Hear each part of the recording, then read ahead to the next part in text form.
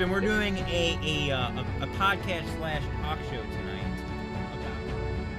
I mean, it's going to be perfect onboarding for guys like me that are PvE focused when it comes to MMOs. However,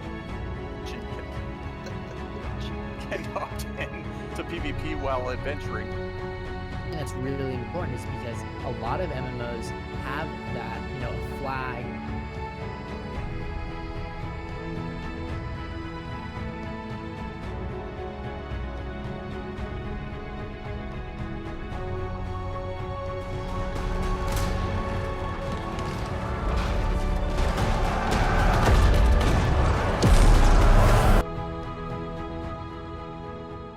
So without further ado, I'm gonna introduce you guys. I'm gonna introduce the gentleman of this evening stream, if I can find that page, because pro streamer here, and I'm gonna turn myself off. I must have muted you guys too. Actually, I didn't even realize that. I'll turn you guys on. There we go. And I'll mute that. Ladies and gentlemen, these are our three co-hosts for this evening. Above me, we've got the cute as ever. the self-proclaimed cutie, DT Pap Pap. If you guys don't know, this is who I refer to as our fearless leader. This is actually the creator of the company Hideout, DT Pap Pap, aka Baby King. To his, from your point of view, right, is another new face. That is Jono, or Jono Streams. And then to his right is a familiar face from last week, Sir Jazeel. Guys, say hello one at a time, please. And, hi. Hello? Oh, nice. I liked that. Guys, I'm pretty darn excited that we plan to try to make this a regular thing, whether it'll be weekly, bi-weekly. It all depends on, basically, on how frequent we can put them out. I'm really looking forward to getting to talk about some news, some theory crafting, kind of pick apart some videos. Guys, tonight we're actually going to let DT Pap Pap take the reins, and I'm going to be more of a co-host. He's going to be the driver. I'm going to be riding shotgun. So, without further ado, our fearless leader, ladies and gentlemen, DT Pap Pap.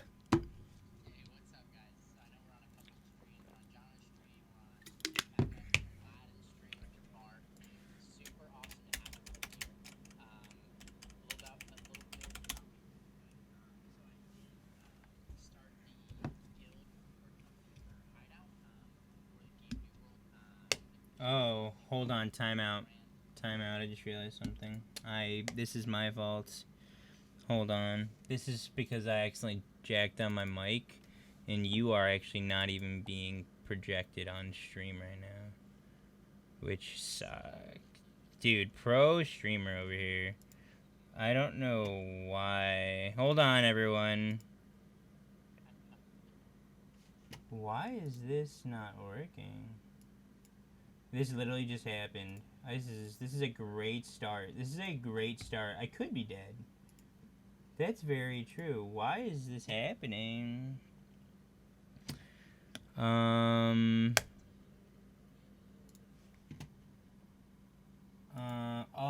I think I know why. I know what happened.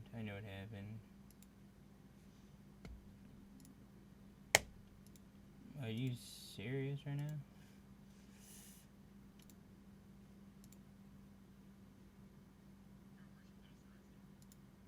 Why isn't it? It's not picking anything up.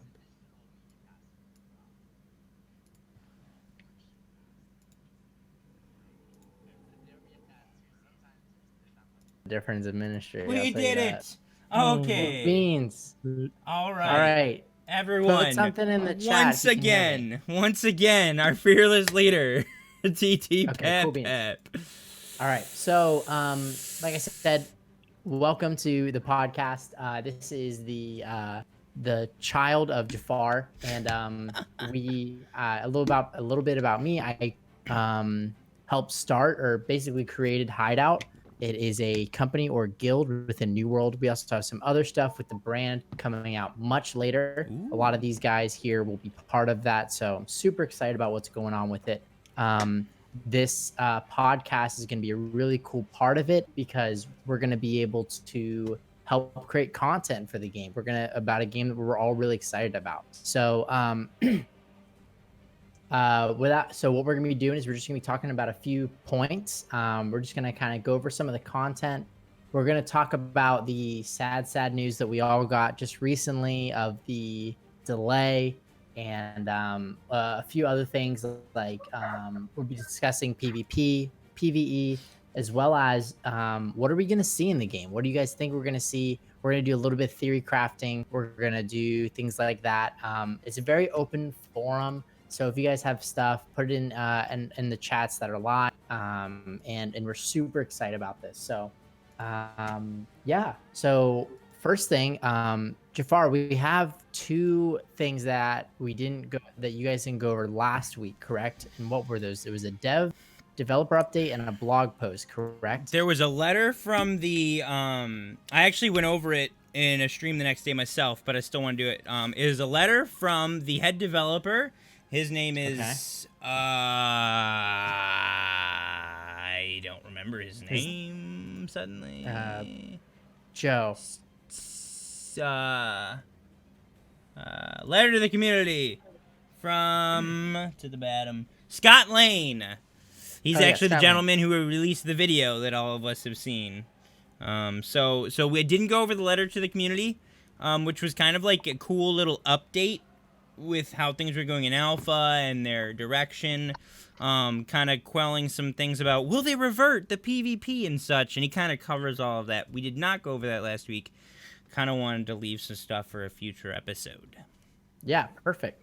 Would you be able to share your screen with us so that I can read it in real time? I am. You should. You are? Yeah. You don't see it? You know what I could do? No, sir. I can do Don't this. see it. Yeah, I don't see it on Discord. I can do this. Am I not screen sharing? Oh, I'm not. My apologies, gentlemen. I have to disable your video, your webcam. There we go. I don't Cool know. beans. Yeah. That's it. But you could also go to the website yourself, which I just linked in the chat. Oh, perfect. Yeah, Okay, there's cool. that. So we'll read over this, guys, and then we'll just talk about it. And then that's basically what the thing is. We don't know more than you do, but we are gonna take a deep dive into the smaller little nuances. We're gonna take a deep dive into the videos, and then we're just gonna theory craft. You know, we really just want to have a discussion. We want to decide what we think the game can be if we had our way, if the community had their way. And our goal is that AGS or Amazon Game Studios is going to be able to hear some of the things that we have and possibly implement them into the game. There's already alpha testers out there. So I'm, of course, already giving their opinion, but we're really excited about this because we're going to be able to really push ourselves and kind of providing a voice for New World, and just saying like, hey, have you guys thought about this? And I'm sure they have. I'm sure they have hundreds of thousands of ideas coming from everywhere. But what we want to do is really just allow ourselves to be a voice if that's possible. So we'll start reading a little bit. So hello, New World adventurers. We've been live with our latest alpha for over a month now, and it feels like the right time to send a letter to the community. We've learned a lot, and we wanted to take a moment to update you on the state of New World's alpha and give you some insight to our future plans. Thanks to all the alpha players. You've helped us out a ton. The feedback on the new features has been awesome, and players have helped us find bugs and new design opportunities that we wouldn't have pursued otherwise. Special kudos to Striker, who found a way to claim territories outside the play space, and to Dr. Dank Meme for finding an infinite coin exploit, and to all of you submitting so many crazy bugs. And those are, I just want to take a pause right there. I've been hearing a lot about these bugs, which is really cool. And it's something that I also wanted to mention is that I think something that we want to realize is they needed, I think, a little bit of time to get this game going. And what are your guys' thoughts on the pause and the pushback and the delay of the game, specifically about these bugs? This article, how old is this article, Jafar? I believe this came out at the beginning of March 13th, so about a month ago. Okay. Exactly 1 month. So let's think about it this way. If in March 13th, exactly 1 month ago, they were having a bug where an infinite coin glitch was happening. Yeah. I don't know if they were ready to have us being like playing the game in 2 weeks for the beta. I'll be honest. So do you guys think that the delay was already going to happen? What are your guys' thoughts on it? I mean, here's the thing. I feel like every MMO has an infinite coin exploit that has to be found. I'm not kidding. It feels like everyone has one. And some games they find the exploit after release. Sometimes they find it before, and sometimes there's multiple. That's kind of been the debate. And we haven't really talked about it yet. But for those of you who haven't heard yet, which I'm pretty sure everyone has, last Friday, Scott Lane released a video on Twitter and YouTube. I actually found it when it was 3 minutes old because I'm that obsessed and I check that often. 3 minutes old, that video was on YouTube, saying that they are delaying the game all the way to August 25th, guys. That is 4 months later. Not 4 months from now. That's 5 months from now. But actually, no, it's 4 months from now. I can count. I swear.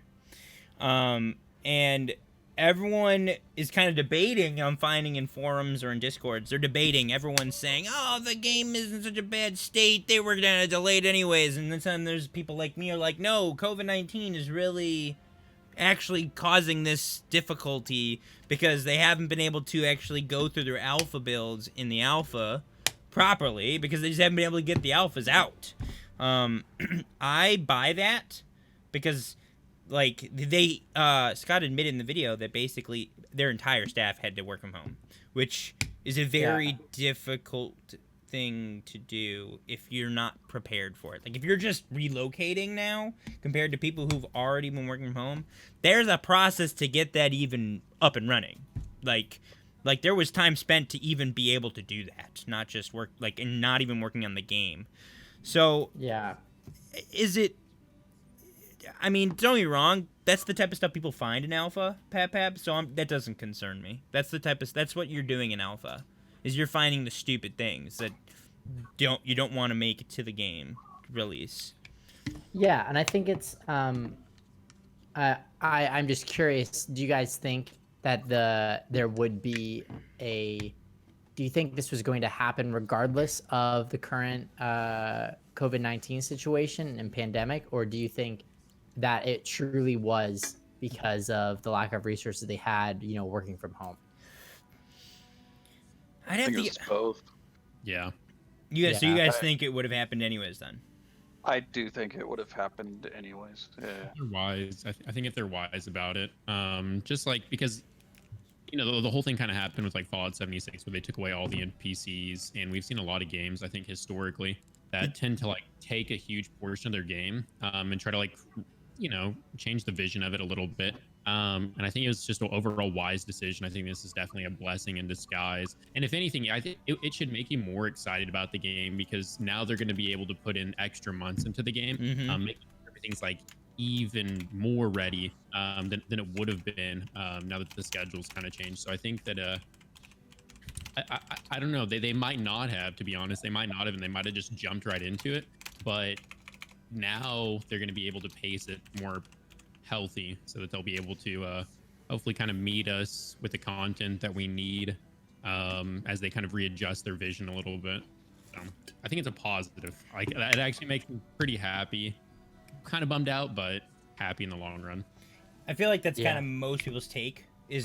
I'm seeing a lot of people like, honestly, I'd rather them release a good game, like a game that feels complete or ready. Zarky brings up a good point in chat. He thinks the delay wouldn't have been as big.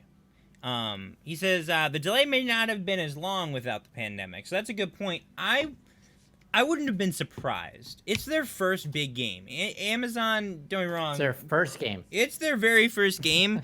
I don't think anyone would have been like, "Oh my gosh, really, guys?" If they had delayed a couple of months even. Like, a 4-month delay is a pretty big one when it was like a month from release. Like, it's not like they delayed it 4 months like 6 months ago. Like, that's one thing. Like, as close as they did, that's severe, and I can only imagine that COVID played a part in that type of delay. Maybe a month, sure. Maybe there was some unforeseen things because they're new to this, even though a lot of the development team is made up of people from World of Warcraft. What do they say? I'm blanking on half the games I was going to name just now. Other big MMOs. EverQuest, there we go. So it's not like they've never been here before. But as a company, this is new to them. Yeah, and I think it's only at there's a lot of people saying in the chats that like it's a plus. It really is a plus to the community. I think a And lot of people agree. we're only gonna find benefits from it. Like when we come down to it, there's only gonna be benefits from the delay. Sure, it's a little disappointing, especially for those that like the majority of us who don't have alpha access yet. And we're just like, oh man, we want to play the I want to play the game so bad. And I can't wait for closed beta. Oh I my want to play with gosh. all my friends and everything like that. Because even in Closed alpha, we don't know, how much gaming together we can really do. So, where does that happen? So I think beta is really where I'm getting excited. And so July, we know. Give me 1 second. I'm fixing my camera. So we where'd it know. So we know in July that basically it's gonna be a good time. So give me 1 second. Guys, DT Pap has disappeared into thin air. Well, I guess Jono, you're up next. Yeah. Yeah, I mean, you're prepared to take over. kind of a thought on that. So like, all I've seen is positive responses to like Cyberpunk, for example, pushing their game back. And I think it's kind of like Cyberpunk. I think that it's going to be good. And honestly, I hope that a lot of people like rally behind the devs and support them in this, because Amazon's a huge company. Oh, and, yeah. Like you're saying, like they have the resources and the people to do this. And the more time that we give them, just the better it's going to be. Just like with Cyberpunk, that has a lot of resources behind it.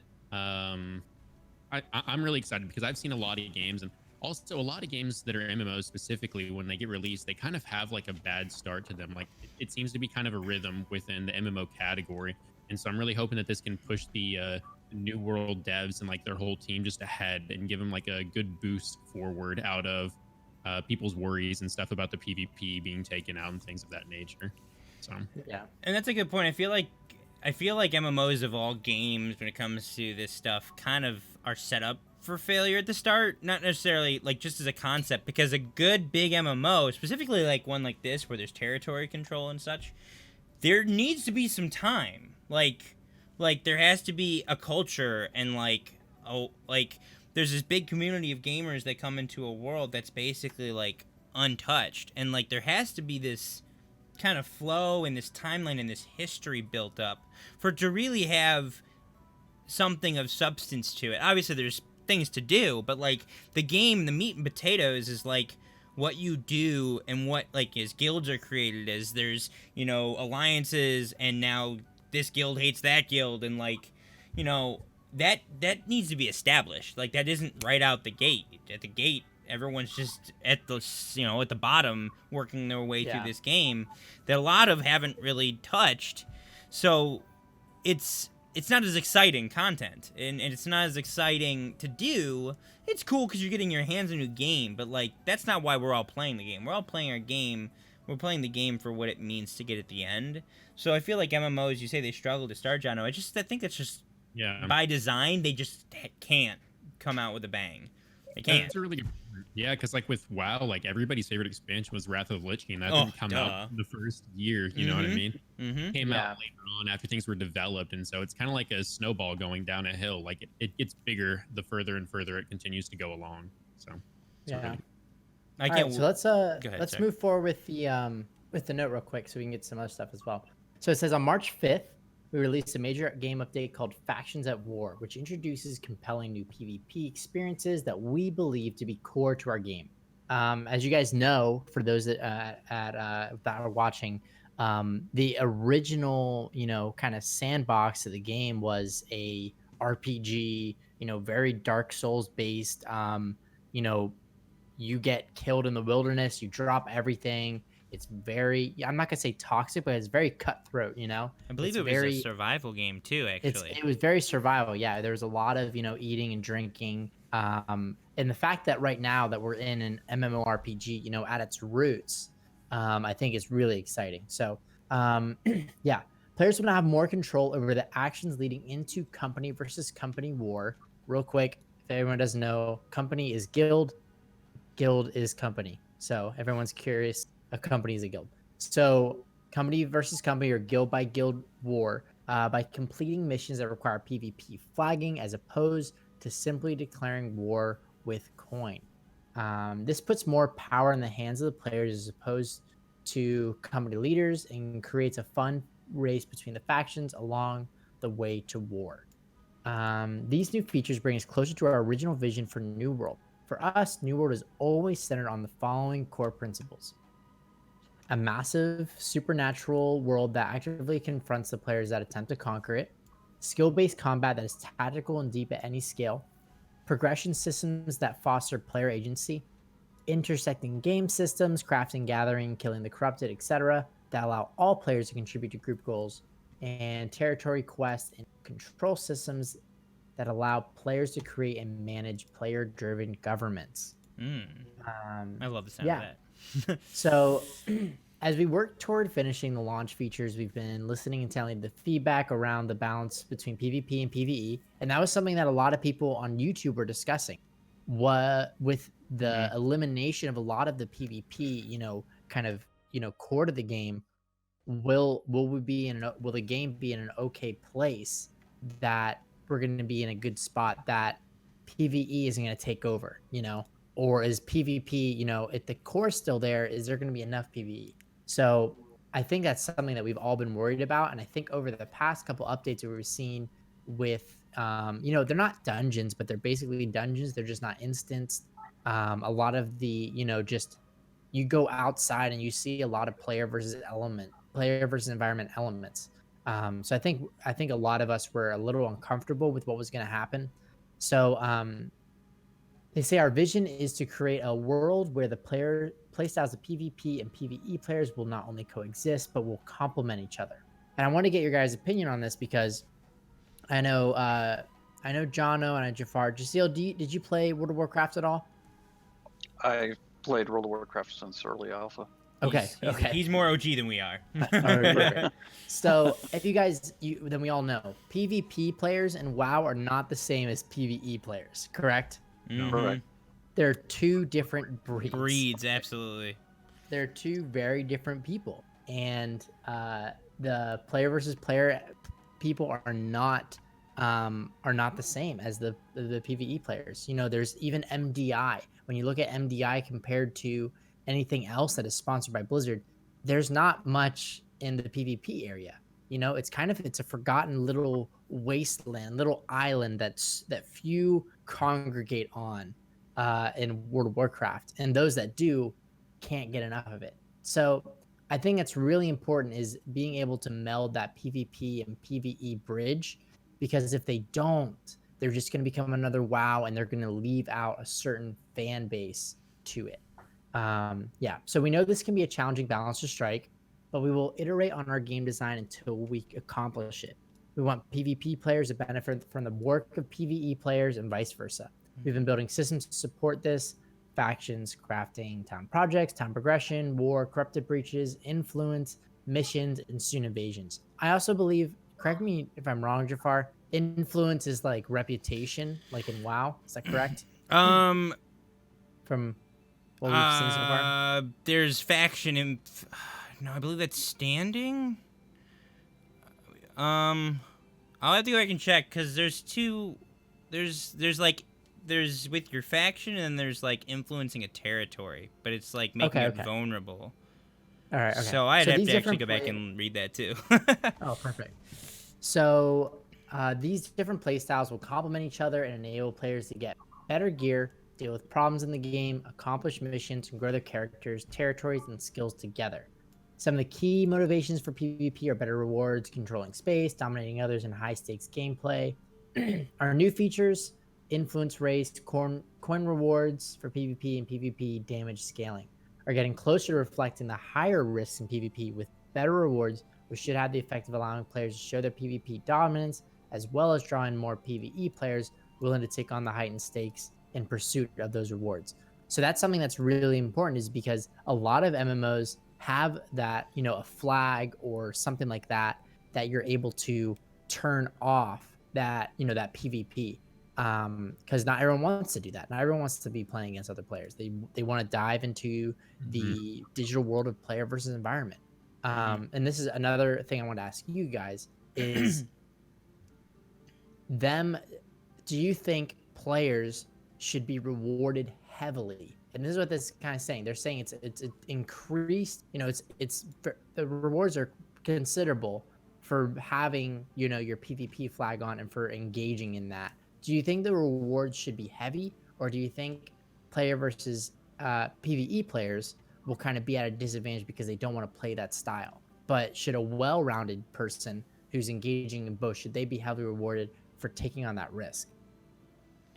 I mean, considering that the core game mechanics to this game, and everyone, one of the biggest complaints when they made the flag switch is they're going more PvE focused, and people were like sad because they thought that the game suddenly became a PvE game, and that's just not the case. The core mechanics of this game, and I reiterate it until my lips are blue, it is a territory war PvP game with PvE aspects, period. I understand it's a flagging system, but even if you're not PvPing, say you're into just fighting the corrupted, that's helping your faction's territory when you do that, so that if, say, PvP occurs, you guys are safer because you're not putting up with the corrupted.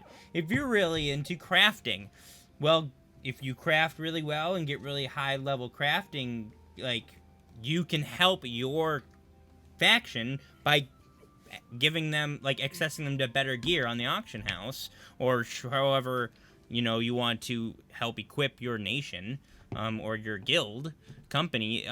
Like, your everything, every major play mechanic feeds into this territory war.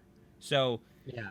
I think that being at the core mechanic of the game, it ultimately should be the most rewarding thing, because that's what it's about. Should there be some? Yeah. I mean, go ahead. Jono, I know you started WoW recently, and Yeah. you had the chance to turn on and off war mode, and the war mode is a 10% in WoW. That's 10%. That's nothing. Mhm. You know, when you turn it on for those 10 levels, yeah, you might save, I don't know, like 45 minutes maybe in experience, you know, in the amount of quests you have to do. What are your thoughts? And just, yeah, I especially want to hear yours, because if you've been playing since, you know, WoW since alpha, you've definitely seen some of the, you know, the PvP reward systems that have been good and have been bad. So, John, real quick, your stance. So also coming from like over 2,000 hours in SWTOR of just purely PvE content, and then obviously playing WoW recently with War Mode and dabbling a little bit in PvP. I'm excited coming from an FPS background for the PvP element. I think that it's going to be great. I mean, it's going to be a perfect onboarding for guys like me that are PvE focused when it comes to MMOs. However, I think it's going to bridge that gap, because I like games that have combat that are a little bit faster. And based on the footage that I've seen, like the combat in this game, it's going to make more for less. Like, I'd feel more comfortable running around doing PvP stuff, because I can hit someone and probably win a 1v2 if they're not super good players, and if I know how to play my class really well. Versus in WoW, if I'm running around, or in any other MMO, if I'm running around, I have to have like a designated team of people like around me that I'm communicating with, and it takes like 10 minutes to kill someone. So I'm excited, because I think it's going to bridge that gap in a really healthy way. And yeah, so I think it's great. I think it's awesome. Yeah. I do Lucille? hope time to kill isn't too quick, though. I do. I hope it's not.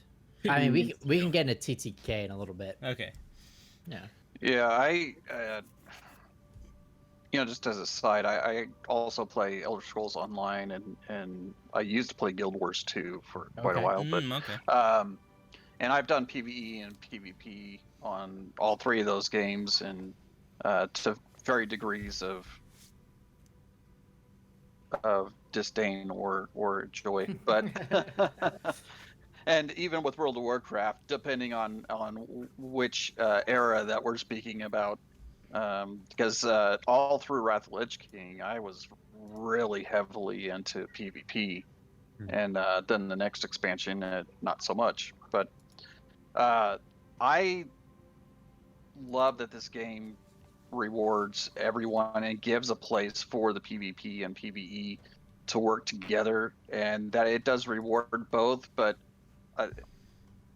I go back and forth. I'm kind of on a teeter-totter on whether or not the PvPers should be more heavily rewarded than those who are creating the gear and the weapons and upgrading the forts and all those other things that are just as important, because we're not just fighting against other players, but we're also fighting against the island itself is trying to take us down. And so, like I said, it's a teeter-totter thing where I'm like, well, a person that's just only doing the PvE elements, doing the quests that help break down the other territory that we're hopefully trying to take down and conquer for ourselves, should they not also be rewarded just as well as the people that go in the 50 versus 50 at the end of the day? I can easily step and argue for either side. Yeah, that makes sense.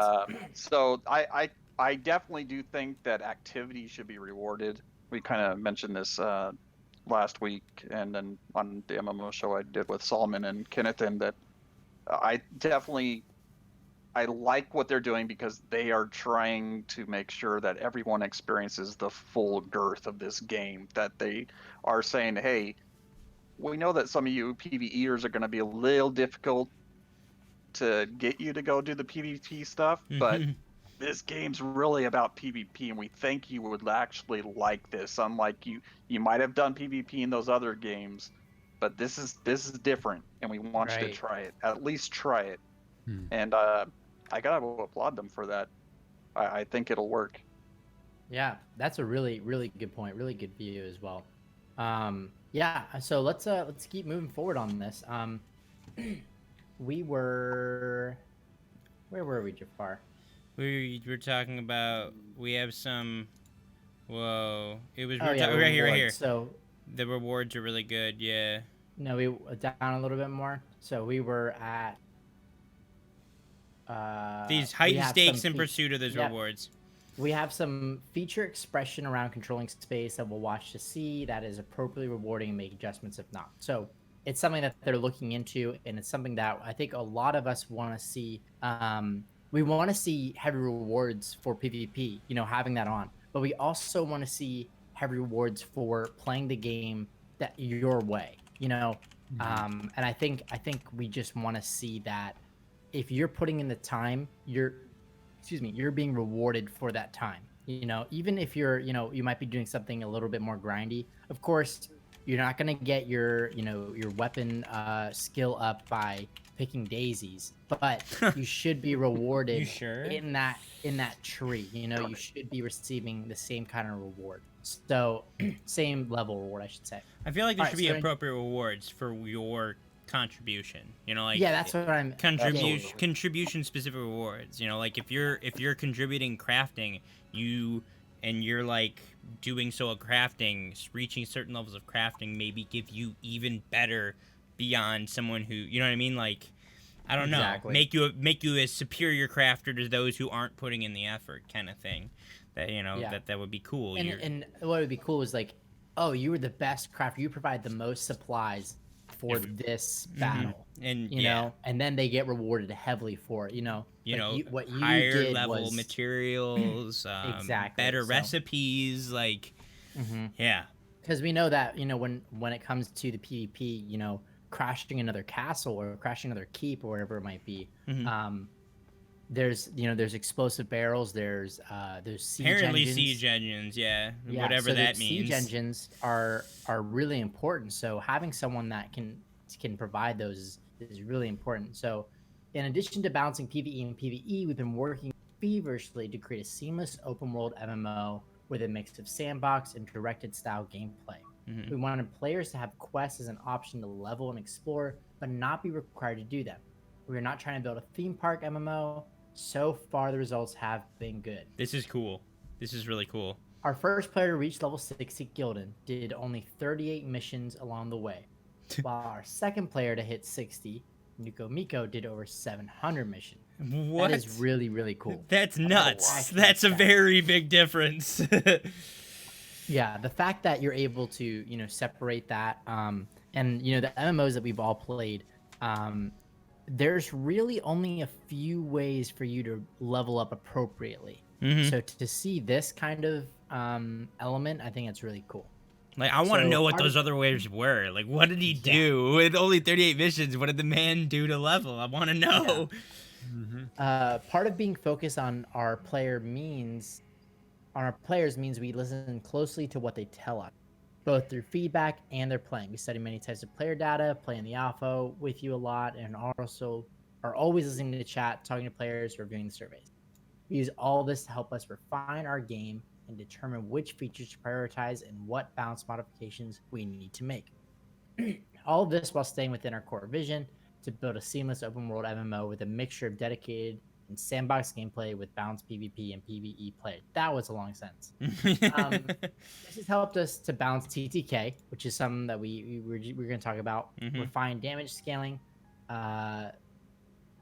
For which is spoiler. This is coming next release. Rebalance equipment load and improve quests by keeping the goals closer to home. So we can talk about TTK when we get into a little bit of the PvP stuff. We're kind of staying on this letter a little too long, so I'm gonna read through the rest. Game development is all about listening to feedback and iterating. The best way to iterate is to find the limits, which means often pushing past those limits. Players let us know that our initial implementation of open world full loot PvP last year was too punishing. And that's what we talked about at the beginning of this podcast, guys. He The gets to game it. was totally different a year ago. That is nuts. So we believe the Faction of War release is getting close to the right balance of PvP, VE. That's weird. Yeah, we're seeing this work through town projects, faction missions, and we expect the influence race will entice some PvE players to dip their toes into the PvP pool. There it is. Speaking of I've seen influence, Go for it. if you wouldn't mind. So someone in chat earlier, I think I was right. It was Bel Toro. He clarified. Where is this? That standing is with your faction, so that's like your reputation. Which I don't. I think it's there's faction standing with your own faction, and there's actually a territory standing. Like questing and doing certain things in a territory. You can. You can gain benefits for continually being in that territory, whereas influence is how you impact a territory when it comes to the war. Well, there is for the territory, because for each territory you can get those little perks like 5% more storage. Right. And Yeah. and that's gained by standing. I was clarifying earlier. Influence is has to do with basically the faction control. When you influence how much control your faction has or how vulnerable the controlling faction is, that's influence. I'm saying standing is different. Standing has to do with, it's basically a faction term when it comes to, what was it you're saying, Pap? Sorry. Not Influence? No, standing. What do you call it in WoW again? With all the different... Reputation? Yeah, reputation. Reputation. Standing is reputation. You get a reputation with your faction. You get reputation with the different territories. Influence is has to do with the faction's specific hold on a territory. Right. I'm just clarifying that. Sorry. Yeah. So let's go way down. Yeah, I'm right here. Okay. I was just We read that. You just read that. finished Okay, the PvE. Yeah. So I've seen discussions and want to be transparent and clear, but we have no plans to bring back open world full loot PvP, which is a godsend to a lot and is the big disappointment to the others. It's a big divide. It is a big divide, but I think there's a very vocal minority that is for the open world full loot PvP. I think they're just a very, vocal minority, and I think that's really what caused any sort of uproar. And I think it's YouTubers that want to see this game that punishes, and it's a lot of things like that. But I think if you ask the majority of people, one on one, what are they gonna say? They're gonna say, "Well, that sounds horrible. Like that sounds horrible." And even I heard stories of an alpha. They used to. I'm not sure if this is an alpha currently, but there is body blocking And Oh what yeah, they do I heard about this too. they would take these like high level players, Mhm. and they would take them to the beginning zone, and they'd make a circle around the noobs, like the people just walking onto the Just beach, started. the little turtle arms, trying to scraggle on, and they surround them, and they can't ever get out because they didn't get a weapon yet. They Mhm. haven't done any of the quests, and they're just standing there circling them, and And- that's it. and they wouldn't kill them. And that was, They would just and leave then them at the there. very, after 45 minutes, they'd kill him. So like, it was very toxic, but some people love that. So to move on, Where I highlighted is where you are. oh yeah. So the vision is a world where PvP and PvE players can coexist and complement each other, which could not be achieved with the full loot open world PvP for sure. We will continue pursuing our vision, adding features and content aligned to our pillars, and we're excited to embark on this path together. Before wrapping up, I thought it would be fun to share a couple server stats. Star Water crafted over 50,000 T1 swords, and we were convinced he found it cheap, but we dug in. It was above board. Hashtag impressive. Oh, that's Isn't that pretty nuts? big. That's a lot of swords. Yeah, we have a tight race for most total kills on tournament with Lord Dankness. What are these names? I know. Carrying a narrow lead over Michael Wise. That's all right. And Roger. Just Roger. There's Lord Dankness, Michael Weisfoot, and Roger. All with over 14,000 kills. That's insane. That's a lot. They busy. So basically they kill what, 10 people Every 5 seconds. 1,400 times. Thank you for your support leading to our launch. And the next major update we have planned for the closed alpha, where the world will get much bigger. We'll add more magic, more quests, corrupted invasions. If you haven't signed up yet, blah, blah, blah. We'll see you in the alpha.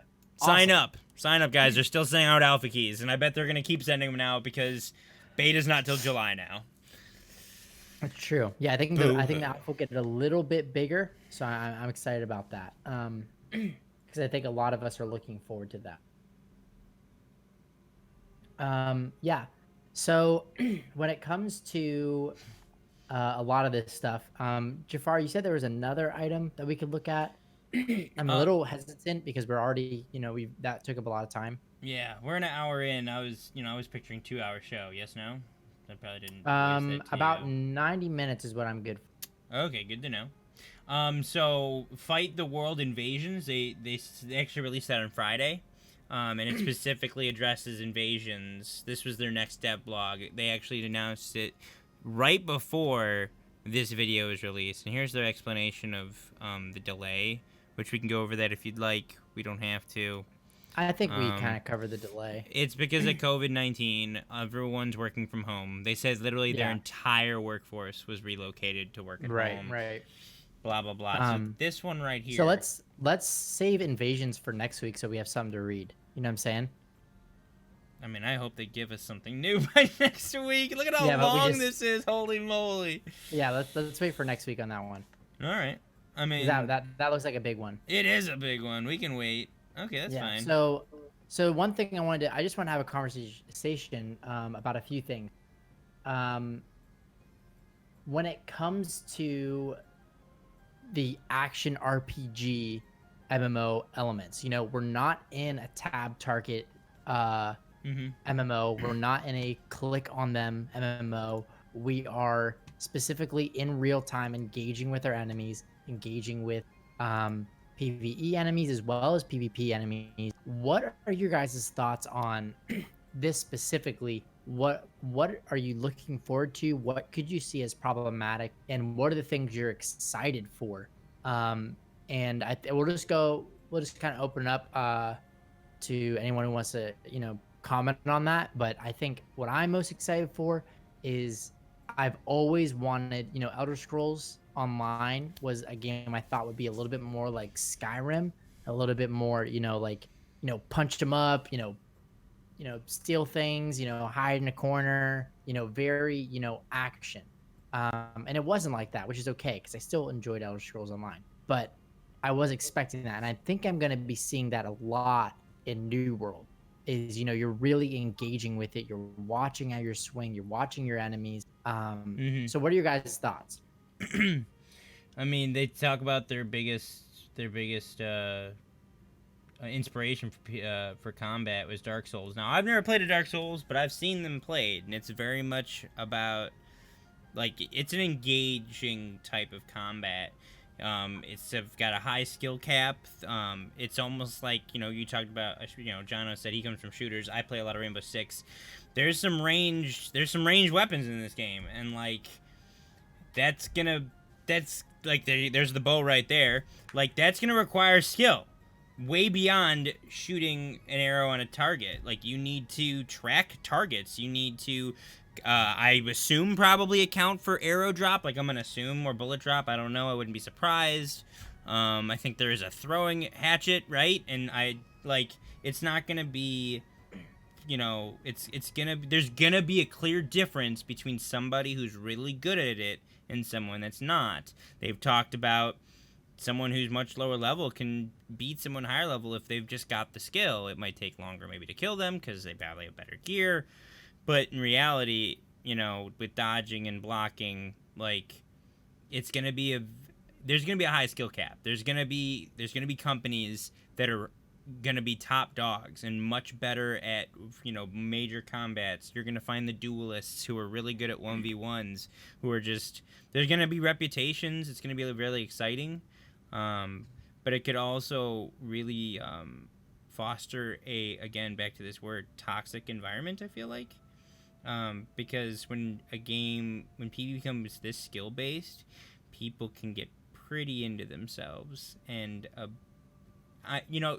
it's a video game, and we all come from, the video game universe where there's toxicity just about everywhere you look, unfortunately. But I feel like when the skill cap gets higher, when the curve gets harder, toxicity can be more involved. And I worry about that as much as I love what the weapon mastery system looks like it can offer.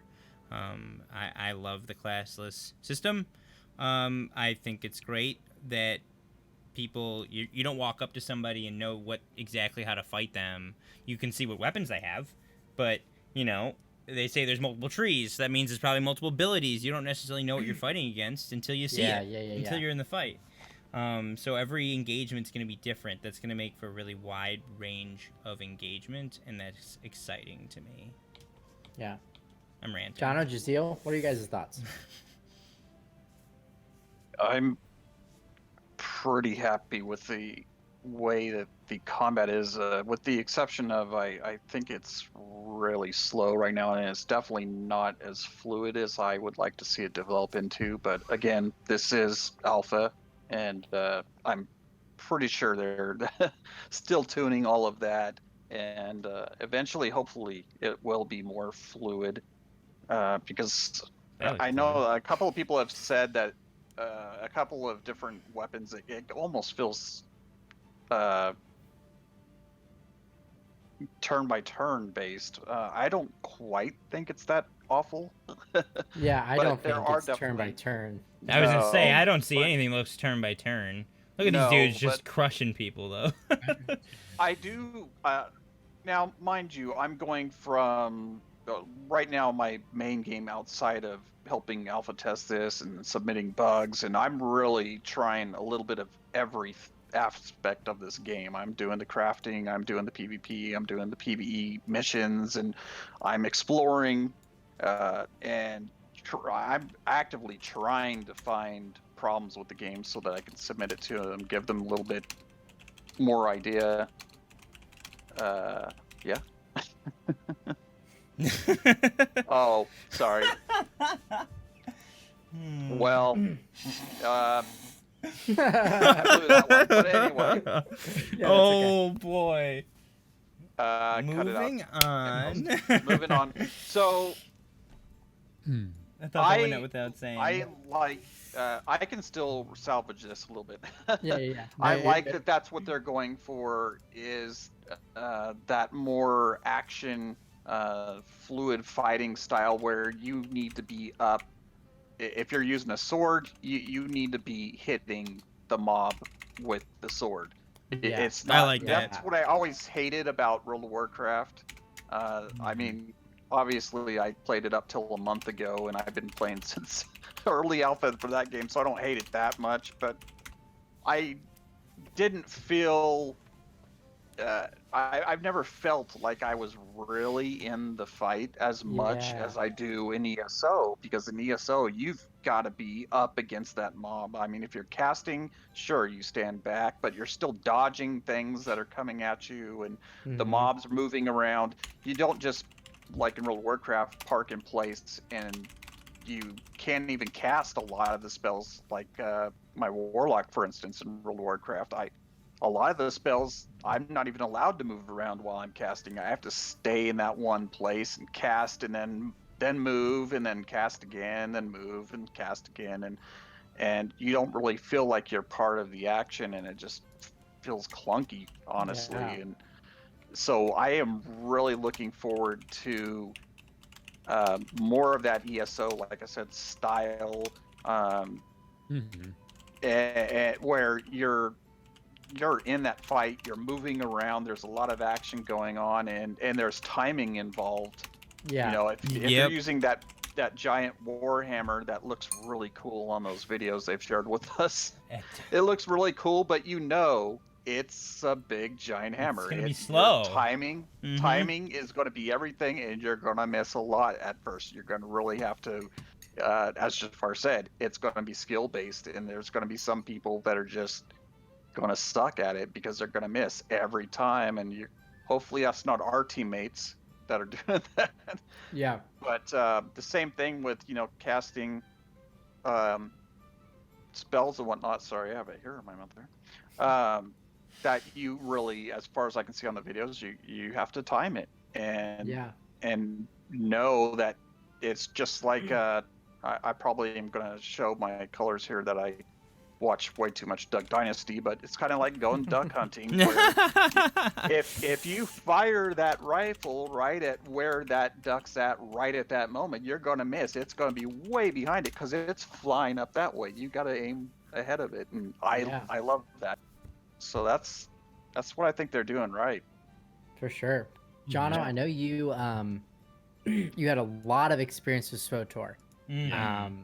So, and I know you've dabbled in the WoW. So, what are your thoughts on, kind of it being a little bit more action, Oh, and for sure. especially because you have that FPS background?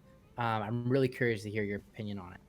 Okay, so I got a lot of thoughts. I typed up a list. Okay, so the first thing that's gonna be really interesting. So we were talking kind of about like the toxicity with the skill gap and stuff. So like my mind immediately goes to Overwatch when thinking about how when the game first came out, people ran certain builds. It was like all Winston strat. And so I'm wondering how it's going to work with so one thing that you have to worry about in a lot of other MMOs like SWTOR and stuff, for example, with the Juggernaut, since he's a melee class, he has to have an ability that's really quick at closing gaps. And you have to have that on a specific cooldown, because if he can't reach the ranged class in time, then he's not going to be able to do any damage. So in the thinking of like Overwatch, if you just run like a comp of everyone with ranged, once you've like held something down, imagine like 30 of us together with a whole bunch of bow and arrows. Dude, we will block out the sun with our arrows, and we shall fight in the shade. Like that type of thing. Well, you just pick a certain target, and it's like you focus target each player down, and then it's going to be interesting. I think rotation's going to be interesting to see too, because with this game, since there's only a certain amount of abilities, I wonder how that's going to play into it at all. I mean, I don't have a whole lot of experience in ESO. I probably have like 50 hours in it. With that being probably the closest MMO that we've seen to this. I don't know. Maybe there's something else out there, but BDO, is that what you said? oh, I don't know. Is BDO kind of the same? Wait, what'd you say? Sorry, I missed the one you said. Oh, yes, ESO. Oh, ESO. Sorry, I thought you said BDO. My bad. No, it's okay. So I mean, I need to explain how some of the weapons work. So there's not specific classes. You like level up your weapons, and there's like a certain number of weapons, and those kind of function like Final Fantasy, where you don't have to switch your spec or your class, but you have access to all the weapons, and then you level them up, progress them the more that you use them and stuff like that. And then one thing I thought was going to be interesting is like with the internet connection, since it's real-time combat, thinking about like Valorant and its servers, how they're trying to get things as close as possible to where everyone has a fair kind of thing. You mentioned like the turn-based combat, Jaziel, and like depending on how someone's internet is, that's the difference between getting like just 2 or 3 ticks in ahead of the person, or your dodge registering properly. And since there's gonna be a lot of PvP focused, I mean, Amazon can do it like 100%. They have the tech. Yeah, so I'm excited to see how that plays out. And I mean, if we got to have a strat where we all just run bows, and Dude, we're all just on the walls. That sounds like a lot of fun. Just literally arrow volleys. That'll be a thing. Helm's Deep, Lord of the Rings style. That'll totally be a thing. Arrow volleys will totally be a thing. Come on. Yeah. So I mean, that's kind of my thoughts on everything. I'm excited to see how they're gonna like balance that. I guess I'm from what I've seen. I mean, it you have a certain pool of your skills with the bow or with the musket or whatever. But when it comes down to multiple people, I mean, in a 1v1, the musket, I just don't know if the melee class is going to be able to close the gap as effectively. That's going to be interesting. I think it's going to be a lot of shields. I think it's going to be a lot of tanking mechanisms or things like that. When you look at it like in other games, I think it really relies on taking hits appropriately. And I think that's what's going to really allow for that is people are going to have to take hits in order to close that gap. And I think that's just what it's going to, I would imagine that the range classes will have a lighter armor kind of feel. They're going to have less health. I'm pretty sure you can choose any armor faster. Like if you want to be tanked out, if you want to be you like, could, but I don't think you just won't be. You probably won't you just want won't to receive some of the benefits, especially if. So imagine you're ranged and you're super tanky, and then for some reason there's like some ability or magic spell that roots you. You're done. Like you aren't getting out of there. You're not going anywhere. They're closing the gap. Yeah. So I think that allows for. I think the idea of being mixed in a hybrid is going to really be important. And I think that's what the classless system is going to be. I think it's just going to be a lot of people. Like for me, what I want to do in New World, it would be like a Spartan, like have this big old spear for like really like for like jabbing at people, and then you throw it, and then you also have like a nice like sword and shield, so you're ready for like real close. Like that's what I want to do, and I'm excited that New World is going to let me do that. New World lets me to like live out that little dream, right? Like whenever I was like in middle school LARPing, that's what I did. I had this spear and this Nerf sword and this big old shield I made out of like a Tupperware container.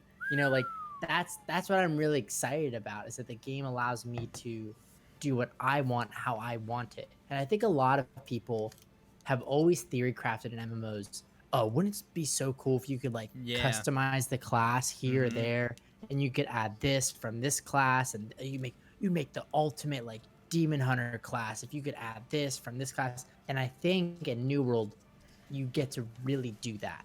I am a little cautious because I think some builds will be really OP. You're like, okay, like I don't want it to be where like in Call of Duty right now, if you don't run a certain gun like the M4, you're done. Like you can't play the game. Like you're not gonna do well compared to everybody else. So like, I think it's I'm just cautious because I don't want bows to be overpowered, and everyone has to run bows. So that's a little worrying for me because there's a lot of elements to it. So scaling them appropriately is gonna be very difficult. And I've said this about everything. If anybody can do it, it's going to be Amazon. The people that deliver my mac and cheese, my Gatorade, and my Tide Pods to my house every day, I can trust them to make a good game. Did you just say Tide Pods along with other 2 objects of food? Yeah, you Tide. They're like Gushers. No, dude. He names 2 food and then Tide Pods. So we know now. That explains a lot. Yeah. Jafar, if you didn't know, you changed your scenes when you sneezed. Again. Oh no, I did. Oh no. So so kind of the next thing, I think it was really station. The next thing I wanted to talk about was I pulled up. Can I say something really quick about the multi-weapon system, really quick? Yeah, Something totally. it'll be interesting to see. So having 3 weapons, what kind of metas will appear? Because obviously there's going to be multiple range weapons. We've seen muskets, we've seen bows. We know they have throwing axes. Who else knows? Because we know they haven't showed us all the weapons. And then they've got tank setups, and they've got these Is it two-handed cutting out for you weapons. guys? Yeah. Yes. Yeah. Oh, am I still in? Yeah, Like, you're good now. You Okay. are. So I wonder what kind of metas will we see when not necessarily weapons themselves, but will everyone kind of have all of the above? You choose your range weapon, you choose your damage weapon, you choose your tank setup. Like, are we going to see everyone that'll have a range weapon, a tank, a shield, and a sword, and then a two-hander? You know what I mean? But not necessarily the same ones. Just will the meta become make sure you cover all your bases, but then it'll come down to personal preference what those bases are. Like I'm kind of wondering if that'll become the thing. I think that's where we'll head, and it'll be really cool. What kind of, because we don't really know how many abilities each weapon has. They say they have a couple different paths, but like they don't talk at all about what you can learn. It'll be interesting to see what kind of combinations you will be able to get between those 3 different. Those are kind of the 3 main roles. You got your ranged, your melee, DPS, and your tanking. Now, they say there's healing magic as well, but that is still just the point. Is the range, the melee, and the tank is kind of you can be all. Which ones do you choose? What jives really well together? What synergies does a bow and arrow have with a two-handed axe? I don't know. It'll be interesting to see what kind of things people come up with. I think that's like the perfect segue into like the PvE discussion I wanted to have. Is I think that a lot of people will be switching around their classes and moving around, our understanding of abilities. And, we saw a little bit of alpha footage a while back with global cooldowns. So I think, moving around that. Yeah, so I think moving around in the PvE elements, I think that's where we're going to see a lot of that hybrid play. Because there's going to come a boss, there might be a boss in some sort of, from my understanding, there's I'm not communicating it correctly because I don't remember the word or the verbiage, but there's like PvE, bosses out there. There's also like dungeons, but they're not dungeons because they're not instants, but they're kind of, little coves of PvE. So what that is basically is we're going to have to figure out how to fight it. And I feel like certain styles will do well with it and other styles won't. Not every boss can you walk up to it slowly and hit it with a huge hammer, but not every boss can you keep a great length, because I imagine in all MMOs, people that are in the back, there might be certain debuffs that happen in the back row compared to closer to the boss. So I think that's some of the things that we need to, understand. I think that's what I wanted to discuss and have you guys, open the floor to you guys. What are you looking for in the player versus environment elements from the game? What do you need as a New World player to keep playing this game from PvE side? And what do you want to see that maybe hasn't been communicated? So, Sergio, you want to start that one? Sure. I really like what I've seen so far that they've been doing. Answering the previous question, it's absolutely going to happen that there's going to be a meta in the game. They do it every MMO that I've played.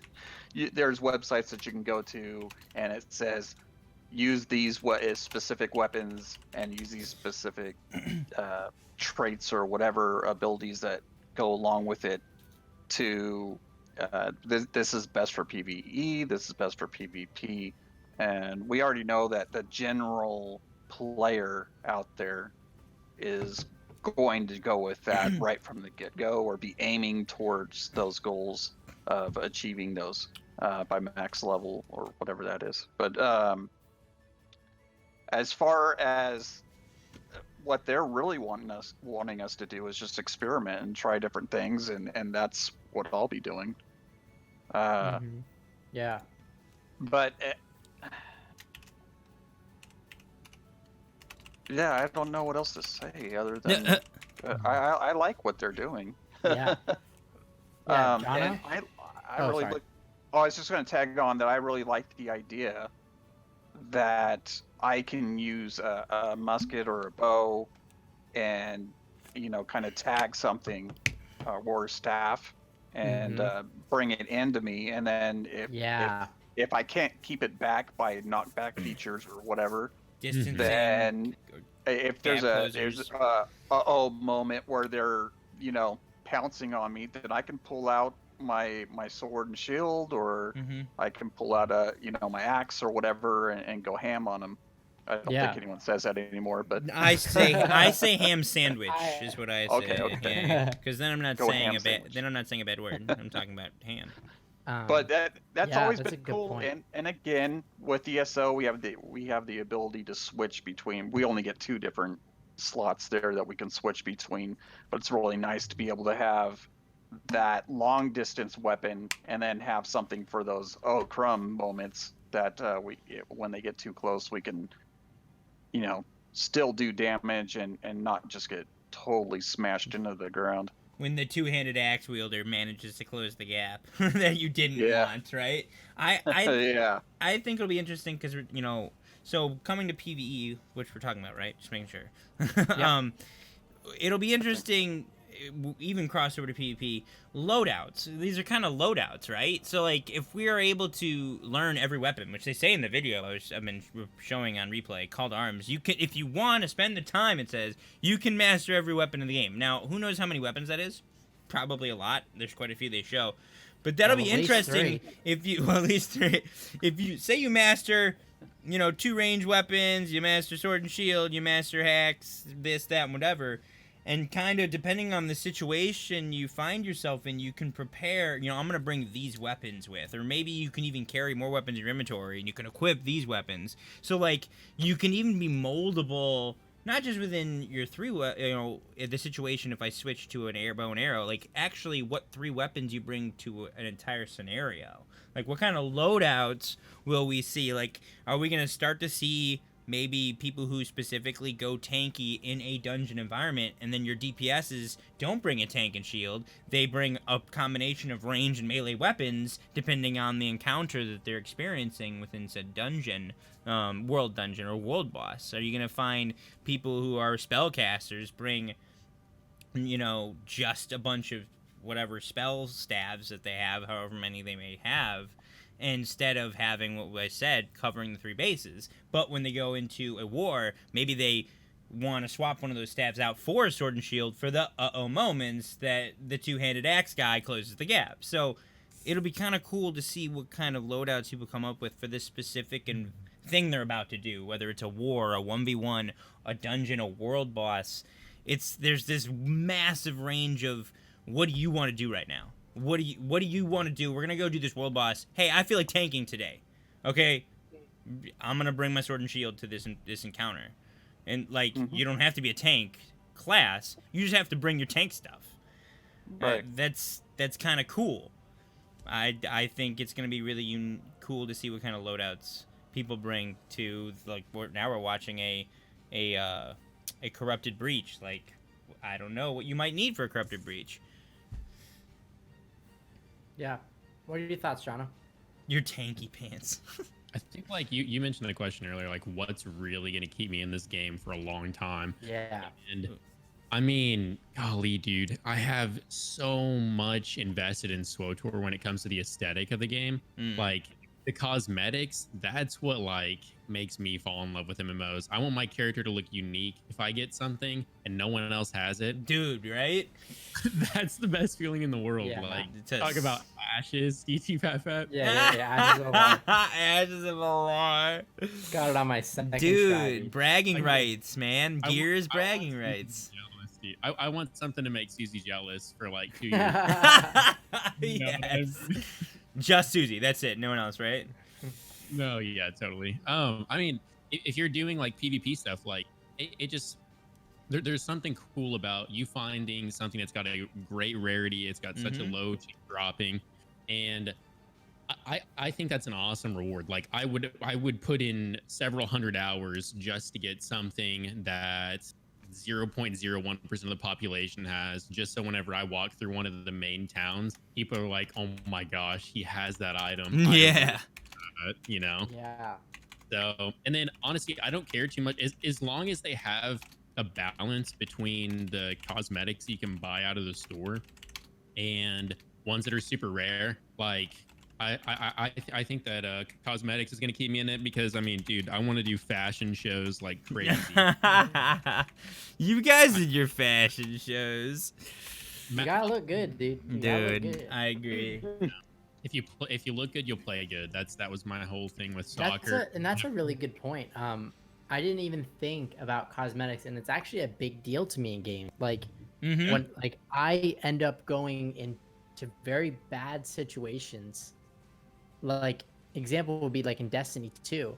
I spend way too many of my resources that I should be saving for like the highest level on things like in my immediate future. And I'm like, oh, I want to look this cool. I want to spend all my currency, all my stuff, just so I can look cool here and now.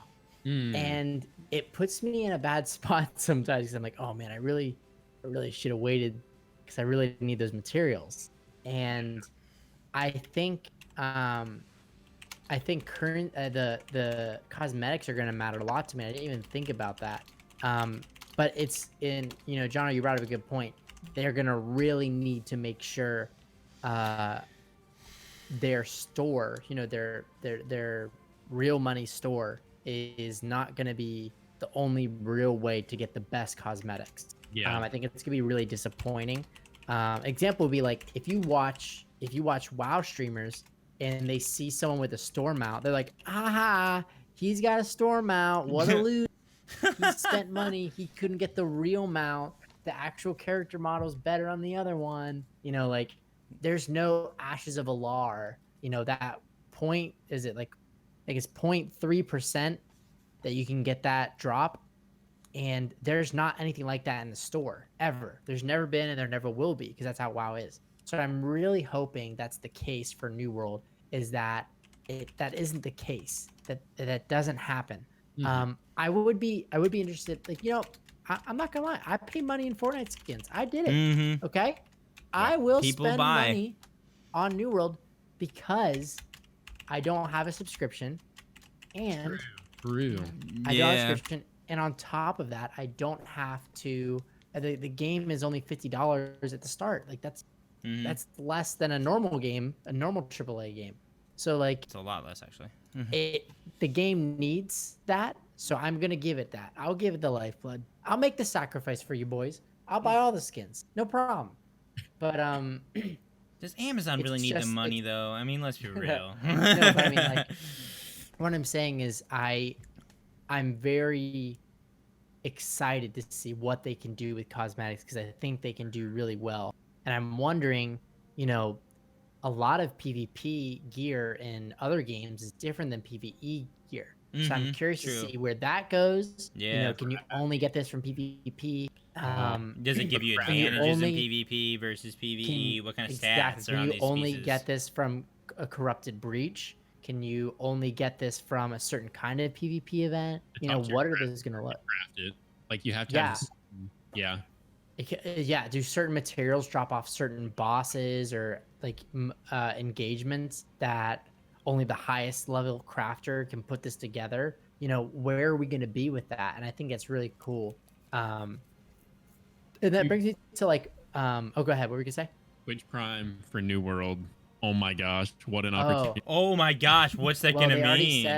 already said that Twitch is going to be a Twitch Big integration is integrations. ideal for Mhm. New World, and it's going to be a big deal. They're So, investing a lot of resources into making this game work, like immensely with Twitch. Like I mean, Twitch is theirs, so obviously why not? But like, they haven't told us how, and I'm still waiting. All we've heard is the term Twitch armies, whatever that means. But like, yeah, streamer armies, they're streamer armies. Sorry, thank you. But like, they're Aw. talking in depth Asmongold. engagement. Yeah, exactly. Asmongold. Sure, sounds like it. They're talking about deep engagement and manipulation. I've heard even between viewers and what's happening on stream. Like they want viewers to be a part of what's happening. So I mean, if anyone's gonna do it, it's gonna be Amazon because it's theirs. So Mhm. Mhm. I'm really interested to see what limits they even have. Like what can you even do with viewers and Twitch streamers when it Yeah. comes to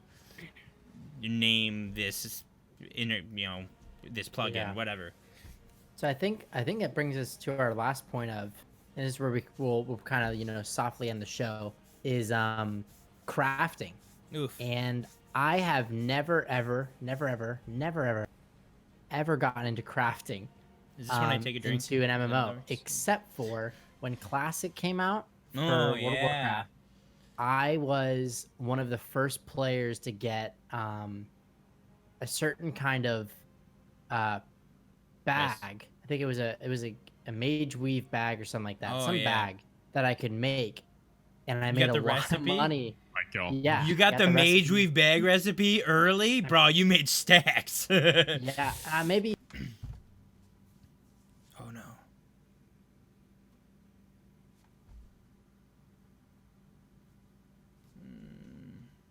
Auction house. I know there's now burned by a lot. Even though that might be now on Jafar's. My stream's flipping out. Sorry. No, you're good. I lost you for but yeah. about 15 seconds there.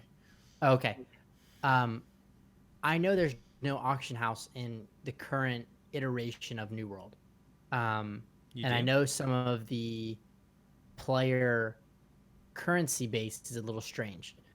So I'm curious to see how crafting will really matter and how will you be rewarded in a currency base. Mm-hmm. And I think I'm thinking crafting is going to be a lot of rewards from it helping with PvP events. So I'm curious, what are you guys' thoughts on crafting? Did you craft in other MMOs? Will you be crafting in New World? Talk to you, Matt. Jono, you go first on this one. I just really want to talk about mounts, but Which they still haven't said they will do. They'll only said if we want it. And I'm pretty sure every human that would ever want to play an MMO wants mounts. yeah, give a character armor that has wings on it, and I'm good. I think Wings? like on your back, dude. Like your mount's attached to you like a jetpack, but it's wings. Stop. Oh, dude. Jafar's mind is blood.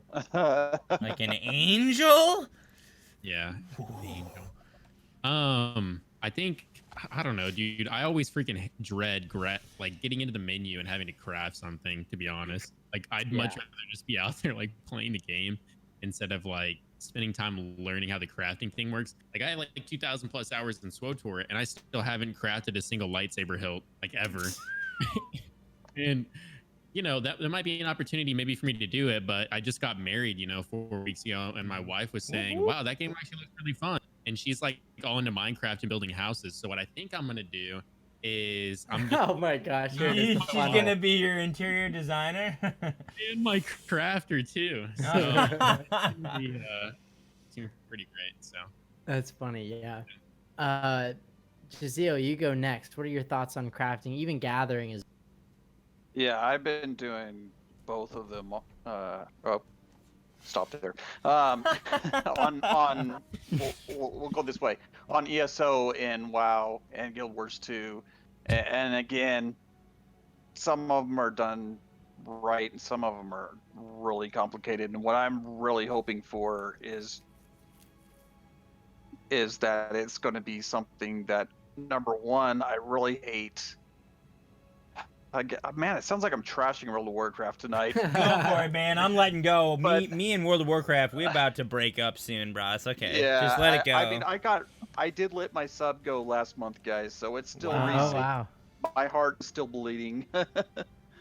and the thing I hated about it was, man, I put so many hours into crafting on that game with alts too, not just my Yeah. main, but with alts, just to make gear that by the time that you're leveled up, it's useless other than Yeah. selling it. And everybody else in their girlfriend and wife is, you know, because you know how that works. They're all selling it too. So it's like, why did I do that? Why did I waste all that time doing that? I really hope that if they implement it, that they implement it the right way, that Mm-hmm. some of the best pieces that you can manufacture are going to be from players crafting. yeah. And you know, that it's still going to be something that's useful to you, not just cosmetically. Although, as you guys know, I also do like transmog, just like some of you just said. Mm-hmm. and, and one of the things that we used to call Guild Wars 2 was Fashion Wars 2. So Okay. I Really? did, yeah. Oh my So I got gosh. into that. If you're looking at your character all day while you're playing, you want it to look good. Mm-hmm. And Yeah. And all MMOs Peltoro. yeah, you know what? I'm looking forward to trying it out. Hopefully it's not like super complicated. And hopefully, like I said, the biggest thing for me is that this stuff is going to be useful. That if we're going to be investing a whole lot of time into it, I want to have something that I'm actually going to be able to take to those PvP events and take out into the real world to do the PvE stuff, you know, and Yeah. 'Cause I to think use it. Yeah, I think something that is a very practical example would be, engineering in classic WoW was such a coveted, skill because there were a lot of PvP battles that you needed that little bit of a boost from that engineering item, wherever that might have been. So I think that's a really important thing to think about. I think it's something that New World could definitely pull from, is that we want everything to work. We want all of it to work. And I think if it all can work, you've created the best MMO, and it's the WoW killer, At that point, if you can get everybody engaged, crafters, everything like that, if you can get everybody excited for it, then you have, I hate saying the WoW killer because I think WoW is a very different game than Fortnite killer. New World and Fortnite everything. killer. Say it. Fortnite killer, the Fortnite killer. That's gonna be Yeah. Valorant. Let's be real. Yeah. But I think it's really important. Jafar, what are your thoughts on crafting, gathering, and whatnot?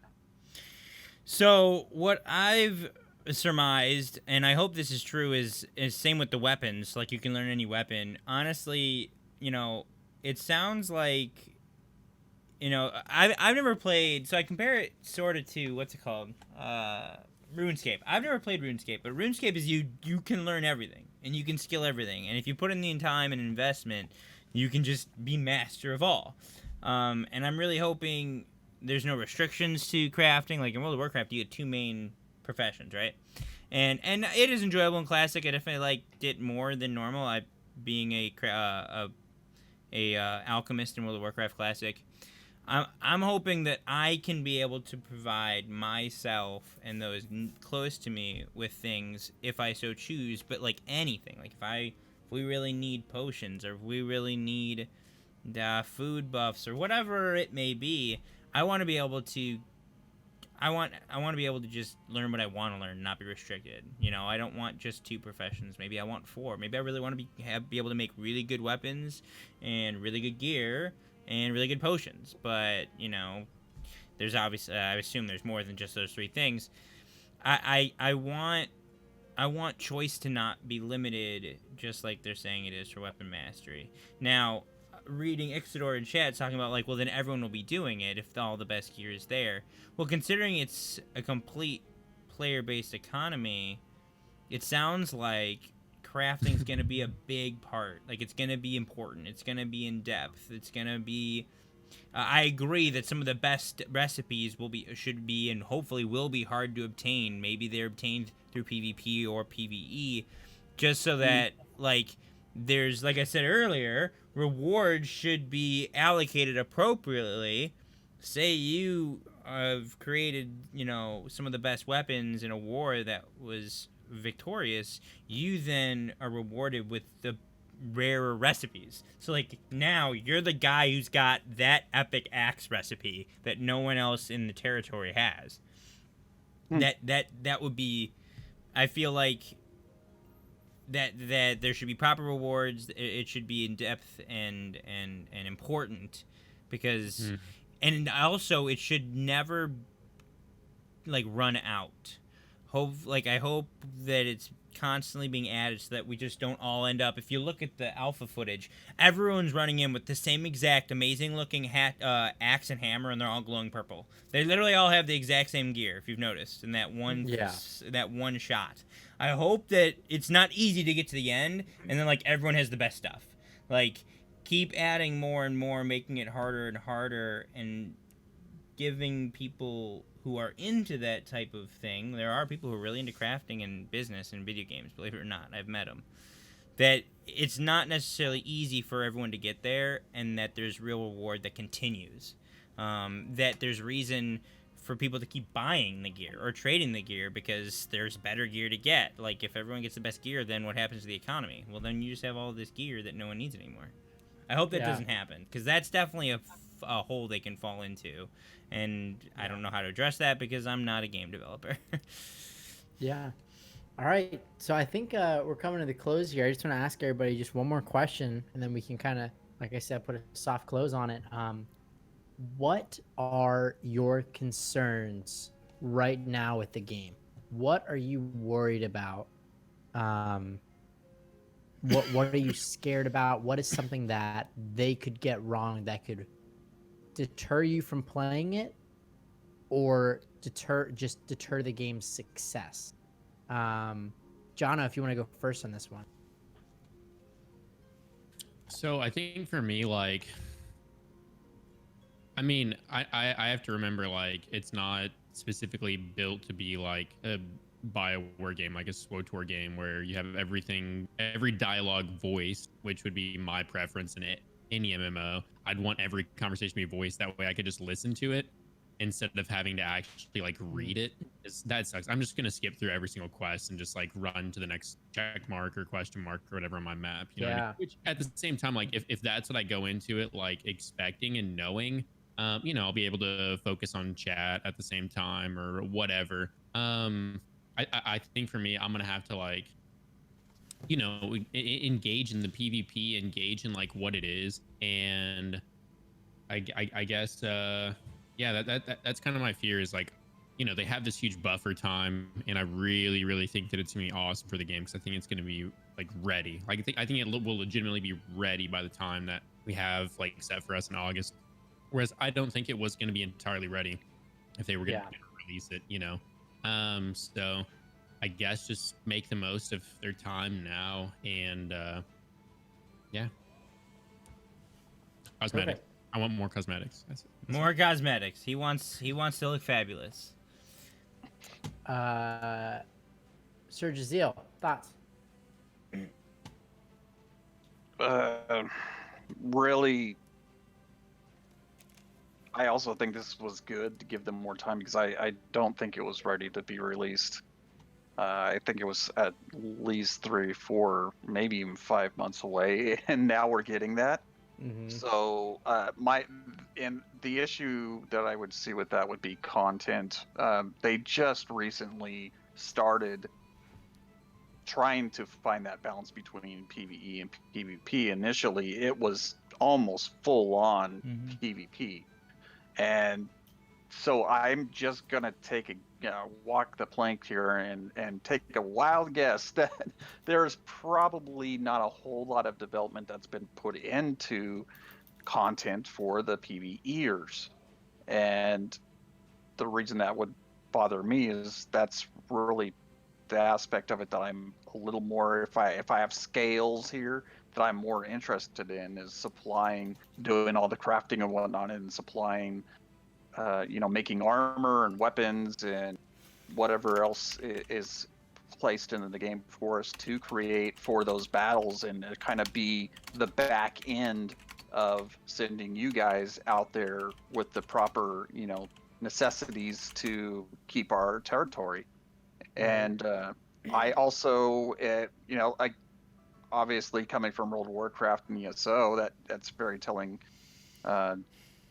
That I enjoy a good storyline, and I enjoy lore of the game, and we talked with the dev, last time, that was saying that there really hasn't been any voice acting put into the game yet. And to me, not having voice, I hope they add that in, because that's gonna ruin immersion for me a little bit, having to read a big old block of text. And you're absolutely right, man. Most of the time when there's a game like that, like World of Warcraft, I'm slamming you guys again. Sorry, Blizzard. Bro, I'm done. I just skip it. I hit accept, and then I see the little dot on the map, and I go there. You know, and ESO, thank God, that one has a ton of voice acting, and I love it, and it's really well done. Because I have played games with voice acting, and it's horrible in the past, but I won't slam them because tonight it's just Slam WoW night. Now I want to So know. I would like to see them add voice acting. They don't need to hire like the Hollywood movie stars or anything, you know. They just I would do like it some voice themselves. acting. I mean, if they want to hire like Sean If Connery, it's or not in something, there that's now, cool. I don't think it's gonna be in there. I'll be honest. I mean, not at Well- launch at least. I mean, World of Warcraft, there's a Yeah. lot of voiceovers in quests now. Like they don't, they may not read the part you like. If you open a quest from somebody, they might not say out loud what you read. But there's a lot of quests Right. on the main storyline now that when you accept the quest, there's a conversation, and the guy that you It's- just got it it's from better will now than it talk. used to be, So yeah. there's a lot more voiceovers involved, and not. I think cutscenes will hopefully kind of will bring us back into it. True. Yeah. I think cutscenes with that voice acting. I'm just curious, and we can get to you, Jafar, after this about your thoughts and concerns. Mm-hmm. But what is there a story that Oh my we gosh, right? follow? I hope so. You know, They is this an island that we will always be on, always be at war, or will there be what's more? gonna happen? Will there be more? Will there be expanses? How will they expand? How will they create DLC? Because I can't imagine they Naval create combat, naval a combat. $40 game and just leave it there. You know, there's no way. They have to include Right. some sort of DLC. So, what does that look like? Is there story to this game? And how do you go about it? You know, because they Another- said, we heard from the dev, Yeah. there's not much voice acting, if any. All right. And So what is that going to look like? You know, Mhm. that letter we just read says we did not want to make a theme park MMO. So when you talk about theme park MMOs, World of Warcraft is like the quintessential. I mean, That's actually true. even better, I would say is what's it called? Final Fantasy is like like it is about story. And you are following, and World of Warcraft has really grabbed a hold of that too within the last couple expansions and their cutscenes. Everyone's like mega excited about their cutscenes. They don't want to build that, but watching what we're seeing and how they're saying it takes place in an alternate 17th century, I really hope they put in a rich story that we can be a part of. That for those PvEers that want that, since they're going that route, they've got this really rich-looking foundation. We did some I went into some things last Wednesday after the last podcast where I watched a video and we learned about things like Azoth. Azoth is like a thing from 15th century alchemy. It's like a real thing that was a real part of alchemy that was really important. And they went like there's real things that they're putting into this game that are like pseudo historic. I guess the word I would say is like, as we know now, alchemy, or is what we think now, alchemy isn't a real thing. It's became science, and it's cool like what they're taking and running with. If it was real. Like, what if magic was real? And what if Azoth was this really powerful substance and they name it in one of the videos, and like, that's actually, if you go to Wikipedia, guys, I spent like an hour picking apart Azoth and some of the themes that they're putting in this game that are accurate to the time period of history, and they can run with that and do some really cool stuff. You see this girl everyone's talking about, her name's Isabella. She's got a name. You get her amulet if you buy the deluxe edition.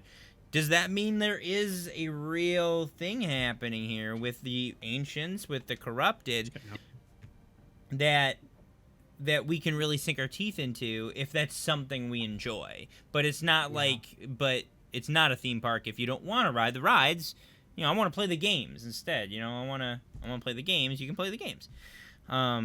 So I hope so, because there's some really cool stuff here that I would really love with the historic aspect of the game being unearthed. What if they did like a time kind of thing? So, like for example, from what I can garner from the lore, and just Jill, you might like this, but it's like this corruption has been like happening here on this thing for generations. You know what I mean? For a while. So, what if the DLC was literally like a prequel to like what happened and all the people that were here like prior to this, and then they could build specific new classes in their DLC classes. Like for example, the musket didn't come out till when, like the 1800s or whenever it came out. What if they like did some sort of like time progression through it? You know what I mean? Another. That way they can keep the same Yeah. island. It's the same island, just like Fortnite's map evolves over time. Kind of like, Yeah. also kind of like how with Assassin's Creed kind of follows an alternate history, but like it historically happens in the game, and then, you know, it's funny you talk about the musket. We got into that on Wednesday. The musket's designed, the dev tool is designed after an Italian designed pistol. We went and watched a YouTube video about this pistol. There's like specific inspirations from reality in this game that are like the nuances, guys. If you can spend the time to look at some of the stuff that inspired real things in this game, that musket, the cartridge system, is actually inspired from a real design pistol from like the 1600s from Italy that holds 6 bullets, and it's like it's like a what's it called, action, lever action pistol. Like, it's so cool. This guy, I'm kind of in awe when I started to dig deeper into the inspirations behind the specific things in this game. Yeah. Um, So my biggest Jafar, concern, real quick, right. what are your concerns? So my biggest concern, and it's, you know, from the combat videos, and I've been talking about this with Pep for a while, I'm concerned that there's going to be limitations to, there's no action bar really. Now, I understand they don't want to be the quintessential MMO with the tag targeting, but they keep talking about this weapon mastery system, and there's different trees, right? And you have different abilities, but if you look at these videos, and I don't know, I mean, here's the thing, it's an alpha build, so things could change significantly in reality. You see this footage, maybe I can't find it right now, from when they're at the battle in that war, when they all come in with the hammers. There's only 3 abilities, okay? Now, they can have up to 3 weapons, but are you telling me they only get 3 abilities and that's it right there? On top of that, they share cooldowns. You see the guy starts a cooldown in his Q slot, and then he switches weapons, and the cooldown's still there. So, like, you're telling me I don't actually get 9 abilities? I only get 3, and they kind of at a time? Can I rearrange those? I assume so. I mean, I'd be nuts if you couldn't rearrange where your spells are, but I hope they don't take what sounds like a great weapon mastery system instead of a class system and crush it, the synergy that's possible that I talked about, like with a meta, if you have a shield, a range, and a melee weapon, or if you say you want to go fully range equipped, what if you want a bow, a throwing axe, and a musket, and that's the playstyle you want? Is there synergy that's there, but it gets lost because, well, now that I used my musket Q, now I can't use my bow Q for however long cooldown, and now that synergy is lost. That could have been really exciting combat if it wasn't there. I don't necessarily mind having 3 different action bars, 1 for each weapon, but like the global cooldown system, I hope does not I hope it's not a criminal offense on what looks like a really promising mastery system. If there's so many weapons in the game, I mean, that they've shown us, my gosh, and they probably haven't shown us all the weapons. I highly doubt that. They're NDA. Obviously, they're hiding stuff. Like, what kind of combinations could there be? That just sounds like there could be so many exciting synergies. There's got to be synergies. I'd find it very hard to believe that they haven't come up with some weapon abilities that cross work with each other. You know, like, can I only pick one tree, or is it like World of Warcraft originally where I can actually pick skills in other trees? Like, does that mean there's synergy even within the trees of a weapon compared to this weapon synergizes with that weapon? But again, the global, I'm worried about global cooldowns. When I saw that in the clip, it was pointed out by a gentleman. I was watching a video when it first came out months ago, that he switches weapons and the global cooldown stayed the same, and I was like, okay, so he just limited the ability from that weapon he switched to. Well, that seems criminal to me. What if it really ruined a chance for a really cool combination, or, you know, What if I want to be able to get away with my bow and then use a throwing axe combination, but I can't because it's on cooldown now? I don't know. I'm worried about that. No, that makes sense. I know, Jafar. You've been ever since we've been talking about this. The Yeah. biggest worry. Of yours I has been literally blood. keep talking about it. Yeah. But yeah. You knew Does my answer. anybody Admit have- it. Does anybody have any comments to throw in towards the end here? I hope they give out more alpha keys, because waiting till July sounds awful. One, and two, I hope they really use this time to maximize, since they pushed it back a significant amount, being that close to launch, that they really maximize what they have. They need to get the data. They need to get this right. They need to put as much people in the alpha and beta as they can, because Jafar worries so much. I do, Perry. I'm a worrier. Leave me alone.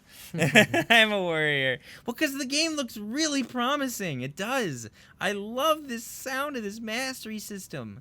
Like, I want a spear that I can chuck at you, and a bow and a throwing axe, and like, but I want You just sound like a traveling, weaponsmith at this point. Dude. You're pulling things out of your back, doing it. It It just doesn't fit the realism of the game that they've created in all these other elements for them to do all these abilities back to back to back. So I mean, yeah, but do we want it to really boil down to mostly our combat is light and heavy attacks? it's a tension, man, for sure. It's gonna be a balance, obviously, because there's gonna be a balance, and it's gonna be tough to strike, I believe. Yeah, well, I think, guys, that concludes this week's of the New World podcast. I think we had a lot of cool discussion. I think we got a lot of cool ideas out there. And I think everybody, watching, our goal is to get everybody excited about the game, for everyone to be excited about playing together. Definitely. I think it's a big thing that we want to do. If you guys are curious, we do have a hideout Discord channel. I will link that you guys, in chat. Yep, you can go ahead and join that, and you guys can pop in. I think this is going to be something that we're going to hopefully be able to be doing in the future as well. That is the wrong link. I apologize. It's not right. Feel free to message Jafar and Jono. Let them know what you liked about it, what you didn't like. We'd love to hear back from you guys, and anything that you can help us with anything and understanding the game even better, that'd be awesome. But I'm gonna call it, for me at least. So your mediator is gone. So if Jafar takes over the conversation and rambles on for 2.5 hours, I can't stop him. I tend to do that. I do. So thanks guys so much. Jono, Jazeel, it's always good. I'll be catching you in Discord, and Quick for you, Pap. Could you not leave the call? Just turn off your camera and mute your mic so you don't mess up the camera layout for how, like, so it doesn't screw you guys up. Can you do that for now? Like, I can't. You have to leave the call. I have to leave the call. Oh, I'm the worst. I'm so sorry. This is gonna be interesting. Darn. I'm so sorry. It is okay. I forgive you. I'm gonna mess it all up. Goodbye. If we're lucky. Oh, nope, we're not lucky. Oh, I'm in half. Love, you are. At least you exist. Jono's gone. Oh boy, this should be interesting. I think I'm covering him is probably why. I've disappeared. I'm in the top right now. That literally screws everything up. Well, guys, I think we should. Is there anything you want to discuss? Or I mean, I think this is a good time to bring the podcast to a close. The only thing that I wanted to mention, because there may be people in our chat who are in this situation, the people that like myself that pre-ordered the game that were guaranteed to get into beta, now that it's been pushed back, there's been some folks on Reddit that have been saying, hey, they're throwing since you pushed it way back, Mm-hmm. maybe go ahead and listen to alpha so we can help test it out. And I kind of am with them. I think maybe I that would agree. be a nice gesture on the, if there's any Amazon guys in the chat right now. I don't think so, Dude, but yeah, Devs, you if guys you all here? are lurking, I if hear you they're guys are throwing lurking, keys at people. People are saying they're giving them out on Twitter. Like, yeah, if if they you're really want to, keep morale up, throw keys yeah, everywhere. People will be I happy. would You say get a key, you get a key, those you get a people that key. that are waiting for beta, go ahead and give them a key. Yep. Go ahead and get them in there early, because I mean it does suck that they're gonna have to wait till midsummer now. I'd like to see seasonal events. I mean, Oh that's my just like a quick gosh, little thought. I think definitely.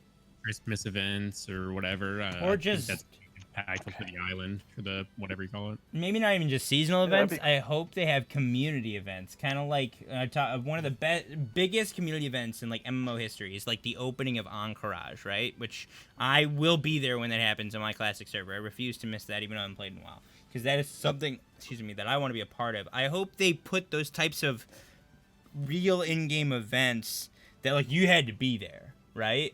And they keep dishing them out, because I feel like a game that breathes like that has history within a server, that has like there's this community. It's a group of people playing on one server, that there's this like this history that gets built up. Like, man, remember when that one company basically owned the entire map last year? Like, there's this, I want this ever flowing, breathing history that builds up in each server, that you feel like you're a part of something real big.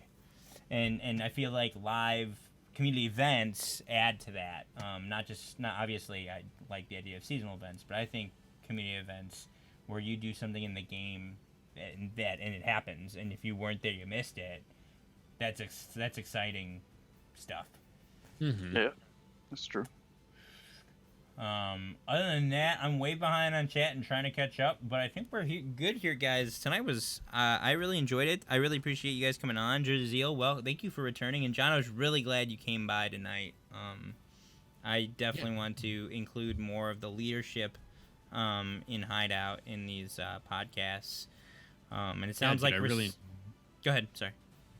No, yeah, just saying I really enjoyed it. I mean, I'm excited. Just like talking about this is opening up a whole bunch of things I haven't thought about. So, I mean, I'm hopeful for the game. I mean, just the fact that Amazon's got their name stamped on it, I think Right. anyone they can do it. You know what I mean? So, I'm as someone who's a seller on Amazon, a streamer on Twitch that is owned by Amazon, I'm kind of bought into Amazon and whatever they do, and they kind of everything they touch turns to gold, kind of. So they might not get it right the very first time, but I am very confident that like they have a reputation to uphold. Like, if things don't go well, I don't think they'll just ditch the game. I think they're gonna make it go well.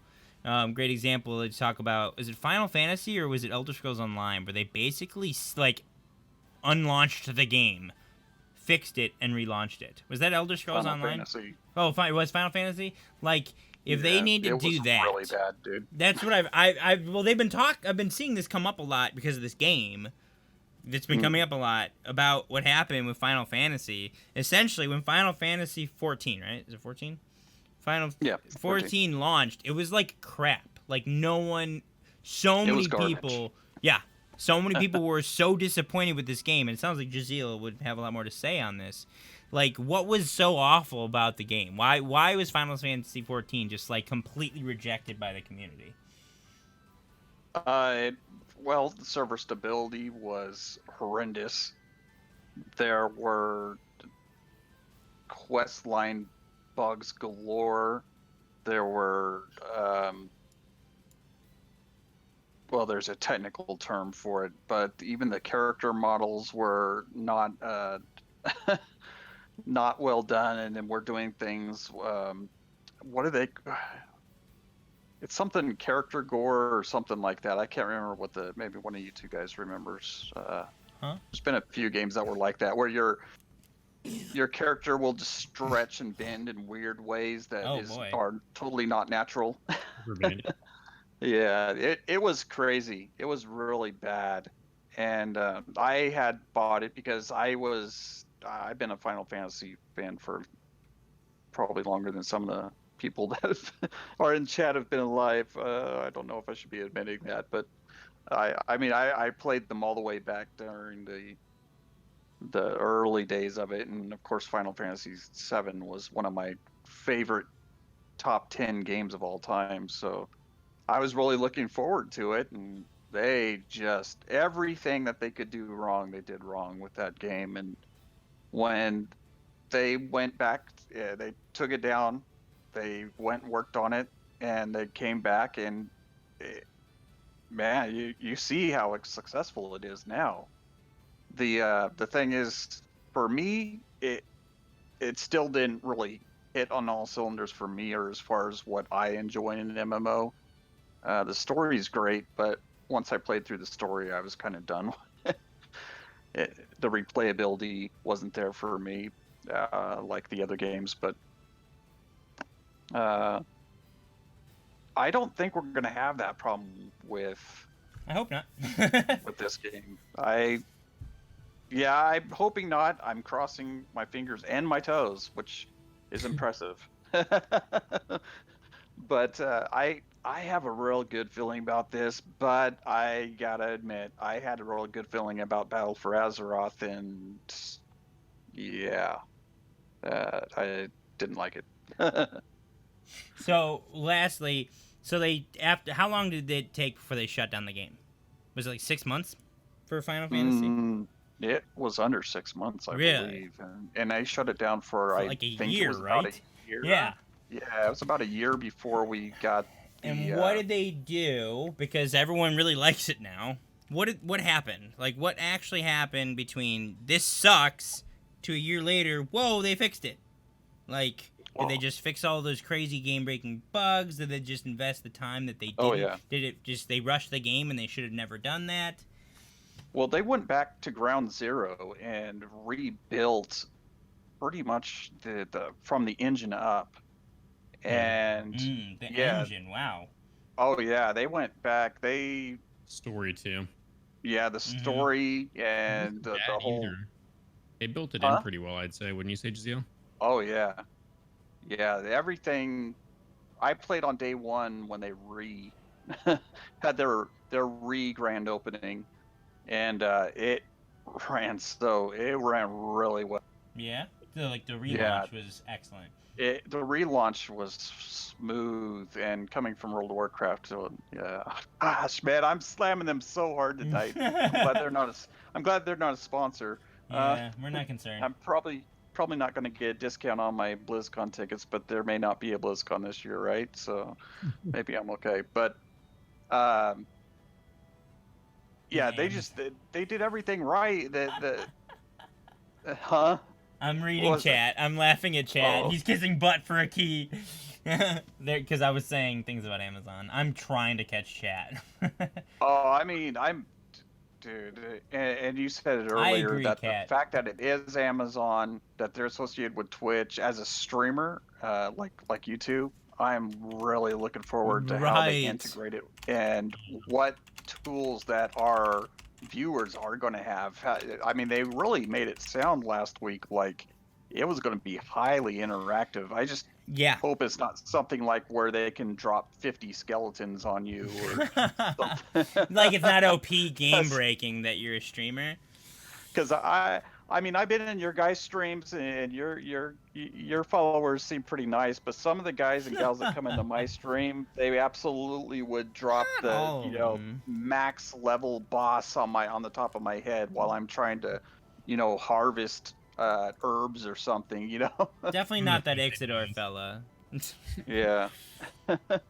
Last I wanted to talk, and I suddenly forgot what it was, and I remembered, and then I forgot again just now what I wanted to talk about. Oh boy. Well, that's too bad. Yeah, there was something specific I wanted to address, and I don't remember what it was. That's all right. I gotta. You gotta go.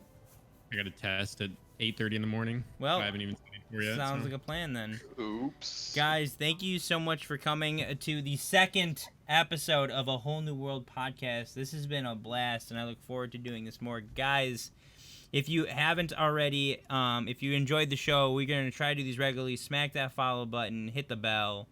And again, if you're interested in if you guys are planning to play the game, but you don't have a company you're committed to yet, that's our Discord. We're growing a really great family-friendly group of dudes, who like our goal is to like take over a tournament. Like that's what we want. We want to turn him for ourselves. Oh, it's happening. It's happening. Like this is we ready to take over this island. So if you guys like world domination, we're your company, man. So we can do it. We gon' do it. And guys, you have a great night, and thank you. It was an honor having you guys on. Just again, Jazeel and John, it was really great having you on and actually having a conversation with you because we haven't really had a chance to do this. And Yeah, it's nice. yeah. Kind of. kind of. Yeah, I know I talk over people a lot. That's All right, gentlemen. I will see you later. You God have bless. a great night. God bless, guys.